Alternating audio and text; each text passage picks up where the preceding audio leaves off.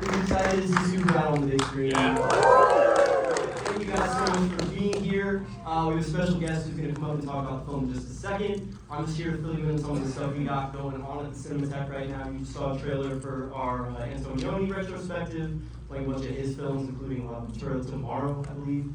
Other cool stuff like Fast Times at Ridgemont High playing on film soon. Our late 60s series featuring cool films like Bob and Carol and Ted and Alice, and My Night at Maud's, stuff like that. The Noir Fest is happening at the Egyptian Theater as we speak.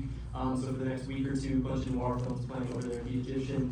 All of this is on our website. The full calendar is at americancinematheque.com.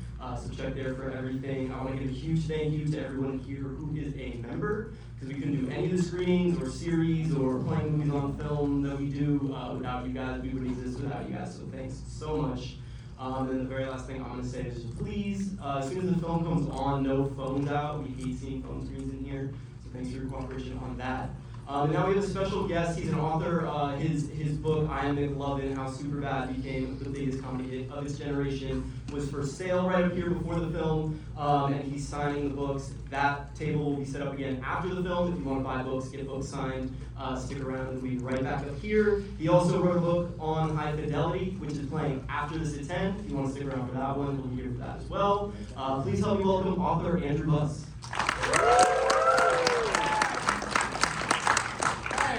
Thank you so much for coming out tonight. Really appreciate it.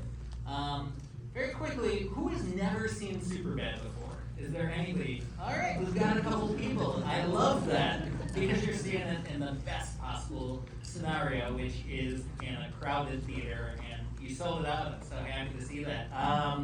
So the thing about that that's so interesting is the first time I saw the movie was actually in August 2007, the day it came out. I went with my dad and my grandfather.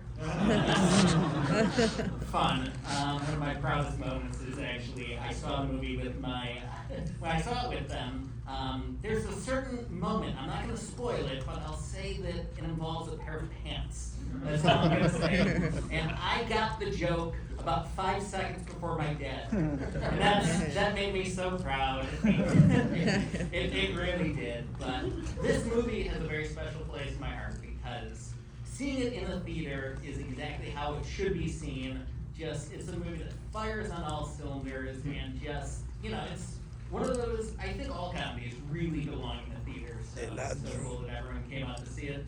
As far as what made me want to write this book, I feel like I should address that really quickly, which is it's so much more than just about the making of a movie. It's not just about the making of Superbad. It's about these two guys, Seth Rogen and Adam Goldberg, that weren't seeing kind of their high school experience represented in films. Like, they had watched a really bad movie one night and said, holy shit, we can write a better movie than this. They were 13 years old. And, that's a lot of ambition for two 13-year-olds in Vancouver to be like, we can do that, that's easy. They spent 10 years working on writing Superbad and trying to get it made. All the studios were saying, it's too much, it's too raunchy, we're not going to make him, a hard R. We're not going to make this rated R movie for teenagers. Like, those days were over by that point. But they stuck to their guns, and this is the result. It's a movie that has gone on to become such a staple. And it was a launching pad for so many amazing actors. It was a launching pad for Jonah Hill, Michael Cera, Christopher Mintz-Plasse, Emma Stone, Bill Hader, Seth Rogen, Martin McIsaac. It's a really special kind of movie. And I want to shout out really quickly. Right before I came up here, I was actually informed that we have an actor from the film in the audience tonight. Joe Nunez, where are you at? Right here, right up front, right here. He's got one of my favorite line deliveries in the whole movie, which is in the liquor store, where after McLovin drops the beer, he just goes, fuck my life. It's one of my favorite deliveries, man. Thank you so much for coming out. Yeah, give it up for you. But yeah, this is a movie that there's just so much to say about it. I will say one of my favorite stories about This movie is, everyone knows it, obviously there's a lot of dirty jokes in it, but what really, what I was taken to the first time I saw it, even at 14 years old, was the fact that there's a lot of sentimentality in it. And it's not just about these guys trying to get alcohol for a party to impress girls. It's really about these two guys who are, going to different schools, and they're seeing their lives go in completely different directions.